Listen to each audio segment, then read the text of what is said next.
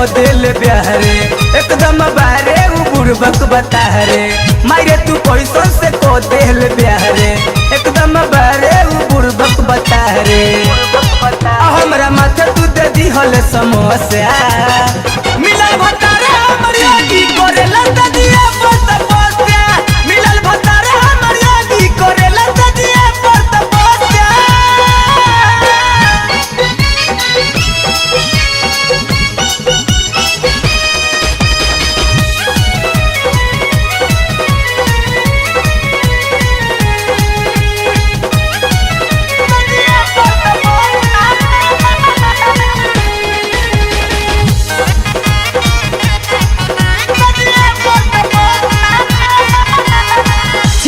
मंडल से जोबन पपानी कहेला सुध पहले करे दरानी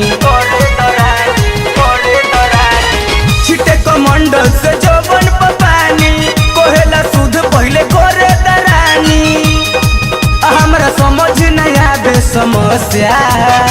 मिलल भतारे हमर यादी करेला दिया पत पोस्या मिलल भतारे हमर यादी करेला दिया पत पोस्या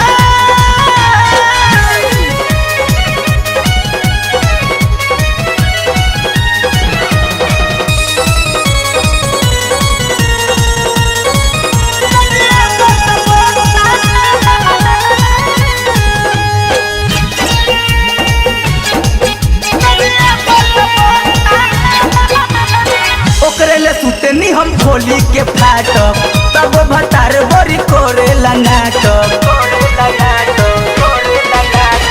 ओकरे ले सुतनी हम खोली के फाटक तब भतार बड़ी करेला नाटक हम ओकरा से भइनी परेशान मिलल भतारे हमर यादी करेला दिया पत पोस्या मिलल भतारे हमर यादी करेला दिया पत पोस्या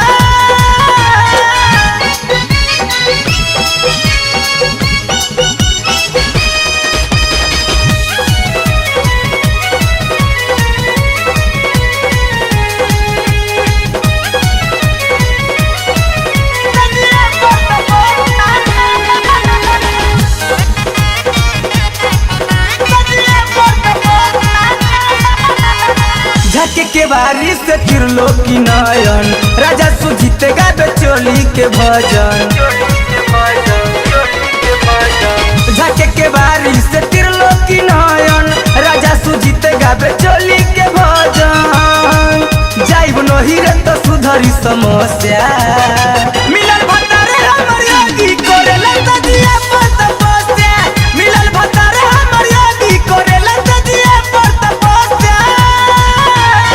मारे तू कैसन से को दिल ब्याहरे एकदम बारे बुड़बक बता रे मारे तू कैसन से को दिल ब्याहरे एकदम बारे बुड़बक बता रे